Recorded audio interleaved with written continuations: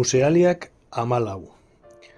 Antonio Valverde Ayalde margolariaren Tomas Zumalakarregiren erretratua. Zumalakarregi Antonio Valverdek. Aitortu behar dut, Zumalakarregiren erretratua egiteko ideiak ikaratu bezain bat ilusionatzen ninduela. Lehen karlistaldiko heroiaren irudi erromantikoak aldez aurreko azterketa bat eskatzen du. Nik prestatu nuena baino luzeagoa, haren erretratuaren behin betiko bertsioa lortzeko.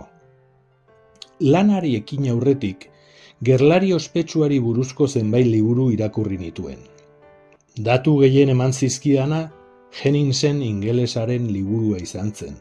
Zumalakarregiren ondoan bizi eta borrokatu zen lantzari kapitaina, eta gainera, profileko marrazki bat utzi zigun, naturaletik zuzenean hartua. Marrazki horretan oinarritu dira gero Zumalakarregiren erretratu hileak. Uste dut ikusi ditudan erretratu guztiak profiletik hartuak direla. Erretratu honek hasieran gero ezabatu nuen sable bat izan zuen margotuta. On Jose Artetxek katalejo handi bat utzi zidan. Nik ulertu nion zehazki general karlistak erabili zuen zela, baina gaizki ulertua izan zen. Artetxe eta Jose Maria Iribarren egun batean kuadroa ikustera etorri zirenean, beldurtuta geratu ziren katalejoaren tamainarekin, trabukoa bezain handia. Artetxen arabera, aparatua Zumalakarregirena bezalakoa da formari eta xehetasunei dagokienez, baina ez tamainari dagokionez.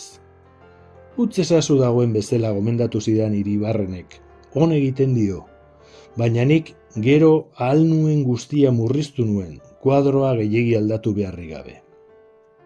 Zamarra, hasieran behintzat, arkume hilez margotu nuen. Henningsenengatik banekien, Don Tomasek bildotz beltz merino baten larruzko zamarra erabiltzen zuela. Pieza hori aurkitu ezin nuenez, etxean lurrean daukadan arkume larruz zuri batzuei ebakitzen nien ilea koloretan nahastuz margotzea bururatu zitzaidan. Tonu argietan neure burua hunkitzen zuen efektu bat lortu nuen, baina larruazalak beltza izan behar zuen ezkero, beltzeko ondorengo eragiketak zorigaiztokoak izan ziren. Zamarra osoa karrakatu behar izan nuen eta oihalapalago ezain egiazko eta arrunt batez pintatu. Zamarra berri honen azpian sablea desagertu zen. Modeloari dagokionez, esan behar dut Zumalakarregi mota ez dela oso ugaria gure herrialdean. Lehen aurkitzen zen Mikeleteren bat edo beste Zumalakarregiren itxurarekin, baina orain, egun batean Txillida nire etxean egon zen.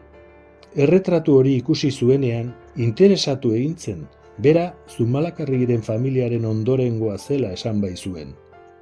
Soslaiz begiratzen nion eta neure buruari esaten nion. Tori, berdin-berdina zea. Eduardo Txillidak profilez Henningsenen marrazkia gogorarazten du.